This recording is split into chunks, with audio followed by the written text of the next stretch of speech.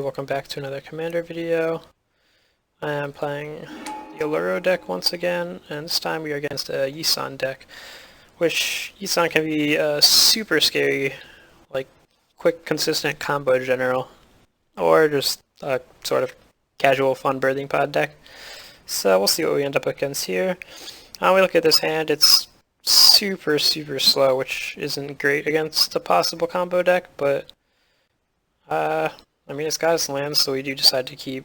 And Supreme Verdict, hopefully wipe away Yisan and whatever other good use he has before he gets going. So turn 1 would just play a tapped land and let him go. And he plays out a Mana Dork, so he's going to get off to a quick start. Just play another land tapped. It's pretty much going to be our first couple turns here. Having the counterspell is nice, it means we'll be able to hold that up next turn. And we do. So he just plays out a bird and passes. And this turn we're just gonna verdict away the board. Hopefully set him back far enough, help us get back into the game at the point where we can start casting these planeswalkers. For some reason he didn't activate Yisan there. I guess there really wasn't a point, huh? I don't know. If all he has is Mana Dorks, then they would just die too. But if he had like anything, I guess there really is nothing worthwhile for 1 mana in a mono green deck that wouldn't just die there. No, it's fine. So he just hits his land drop and drops some more Mana Dorks. So he gets back into it pretty quick. We draw Sorin, so it's a nice way to get us ahead. Dropped him to 10 life right from the start. I don't use that ability a ton. I mean, if I'm playing Sorin, usually I'm in a good enough position where I could just control the board and tick him up a bunch of times. But if it's like a close, grindy game where knocking him down to 10 is pretty key to me winning, then I'll usually do that. I don't know. I mean, sometimes I'm ruthless, sometimes I'm nice. So I'll just play out Mana Vault and keep counter magic up. And he goes to play Asceticism, so there you go. It's definitely something I want to counter, especially with a hand like this. So he just attacks for some irrelevant damage, and we draw Vindicate for turn. So we unfortunately don't have the triple black for Sorin. We can play out Ob Nixilis though if we were willing to use Mana Vault. Alternatively, we could just play out Elspeth, Arena, pretty much everything in our hand's castable aside from Sorin. And I definitely debate back and forth what to do. I end up casting Vindicate, knock out his priest. Trying to hold him back on mana a little bit, I guess. And in hindsight, I probably wouldn't make that play again. I probably would just play Elspeth and tick her up, but, you know, whatever.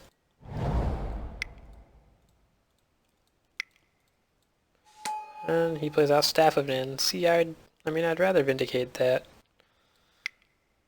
I don't really know what I was thinking there. So he just gets in for a 1 again. Obviously, I'm playing Oloro, getting in for a 1. Really not too scary. They draw Johnny's Pride Mate. Might as well play it out there, I guess. It'll get big. I mean, like I've said in the last video, this guy is mostly here to drop on turn 2 and hopefully apply some quick pressure before they can get going. Give them something they have to spend their mana to deal with so that I can just get mana rocks out there and slow the game down. And we'll throw out Ob Nixilis and kill his dude. And of course he can ping Ob Nixilis with Staff of Nin. Staff of Nin does pretty good work against my planeswalkers this game. Definitely requires me going out of my way to play around. So he plays out Ulfur's Silverheart, which is a fine creature. Could get pretty big. We don't really have a good answer to it either at the moment. Could drop Elspeth and kill him, I guess, but it's not very exciting. we draw on Light Tutor, which is pretty good in this deck. I mean, there's a good amount of... I mean, early game, it could just grab me something like a Mana Crypt. Late game, there's a few enchantments in here that are fun to play with. And, I mean, there's one right there. It's Artifact, but obviously we just drew it. So I'll play out Phyrexian Arena and leave Light Tutor up. Leave a Johnny's Primate to block. So he is able to ping Ob Nixilis there, keep him down at 1 loyalty. And just play pretty much a big vanilla fatty that gets bigger with the Silverheart. So now he's got a pretty scary board, and this Elspeth is looking pretty tempting. I'm just going to chump block you to keep my Planeswalkers, get that value. And on Light Tutor, I believe that was for Humility. Yeah. So Humility has been a huge MVP in this deck. Anytime these creature decks get rolling against me, it's pretty much, if I draw this, it could save me, and has saved me many games, this one included. I mean, I'm taking a lot of damage here without that. So I'll play that right out, and suddenly all his guys are little 1/1s. Fortunately, he is going to be able to kill Ob Nixilis here, though. So that value train is coming to an end. And Beastmaster's Ascension, which, unfortunately for me, sort of counteracts Humility in a way. Although, if he had that out without Humility, I'd be pretty dead at this point. So he gets 4 counters on it right from the start. And how much? I think it needs 7? Yeah, 7. So next turn, I mean, he'll be swinging, and they'll all get +5/+5. Which is pretty scary, for sure.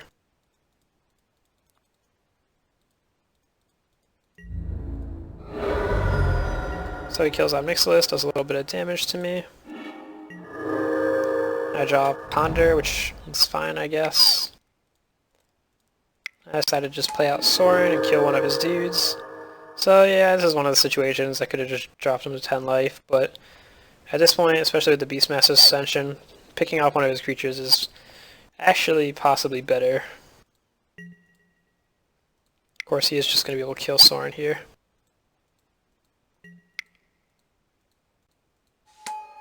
Hall of Triumph. So another Anthem effect that's going to get around this Humility. I mean, again, I have to point out, though, like, if this Humility wasn't in play, I'd be getting crushed right now. So he kills him, does a bunch of damage to me. And I mean, I should point out, I'm not actually gaining life anymore because Mana Vault and Phyrexian Arena are counteracting it.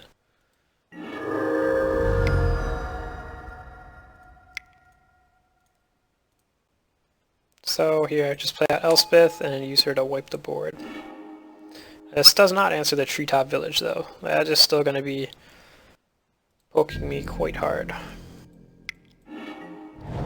So he finishes off Elspeth, and it hits me for 9. Definitely feeling the pain. And drops some Arbor Colossus, so even with Humility out, this is a 7/7, Treetop Village is a 9/9. I am losing a lot of life really fast. I need to find some answers. So I ponder. Don't really find anything there. But then I get pretty much a near perfect top deck. But the problem is Wrath of God on this board doesn't deal with Treetop Village, hitting me for 9 every turn. So we'll see. What I end up deciding to do here is playing out Vidalcan Ori and taking another round of hits. So then I could cast Wrath instant speed when he animates his land. So that is sort of the risky route I decided to go with here. It is going to cause me to get pretty low.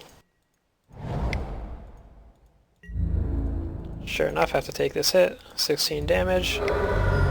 Knocks me down to 7. And he plays out another big fatty.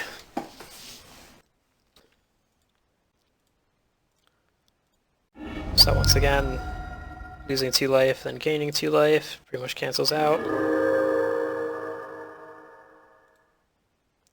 Draw a Chain Veil. So this card is interesting in the deck. I mean, it lets me take my Planeswalkers more than once. It's kind of just a fun card.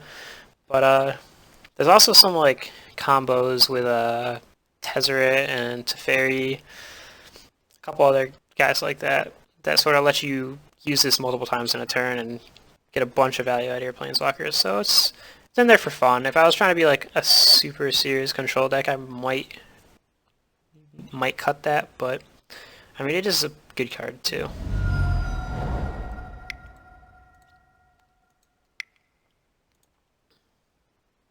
So I play out another set, get a little card draw, making sure I keep up the mana for the Wrath of God. And I got Anguished on Making, so I also now have an answer to the Beastmaster Ascension. It does cost me 3 life to play this though, so I mean, well, let's map it out. He's gonna come out here, ping me for 1, I'm at 6. Activate Treetop and swing. So you see, if I were to blow up Beastmaster's Ascension here, these would each be 2/2s, I believe. So that's still 6 damage, still lethal, obviously, especially if I lose 3 life off Anguish and Making. So unfortunately, not a good enough answer right now. Should point out, this art is fantastic, some of my favorite art in the game. So, go with the original plan, wait for him to swing, and cast Wrath of God.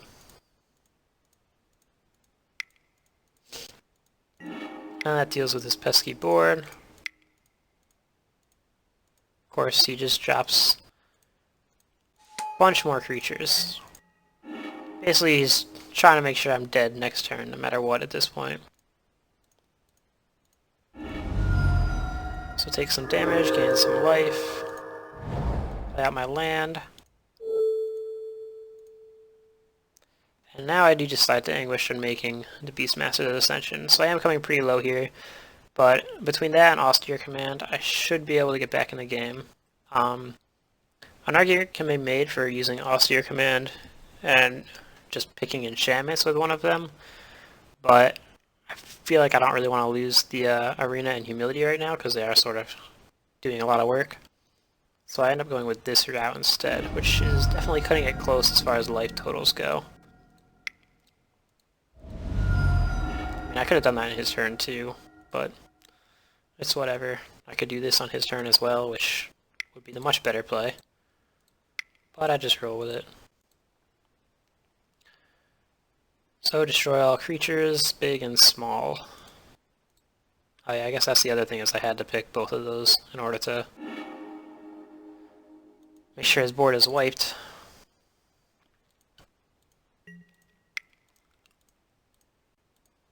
And of course he plays out some more creatures and pings me down to 1 life.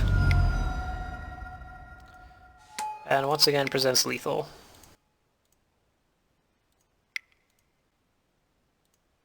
Very lethal. So here it's actually like, oh, I forgot I casted Austere Command with a rebound ability, so that pretty much saved me the game. I'm glad I ended up playing the Narset.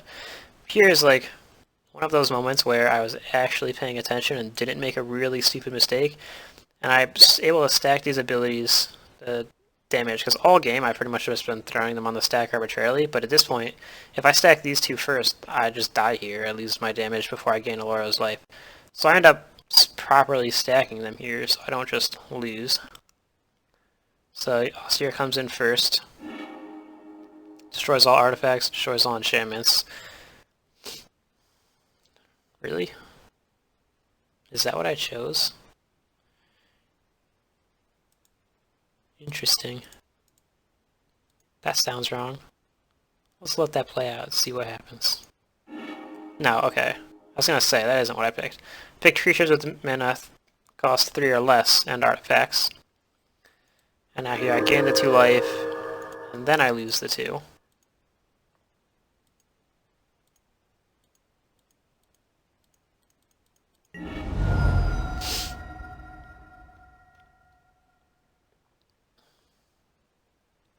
I Actually, Mana Vault was destroyed, so I didn't have to lose the 1 from that. So I am sitting comfortably at 2 life.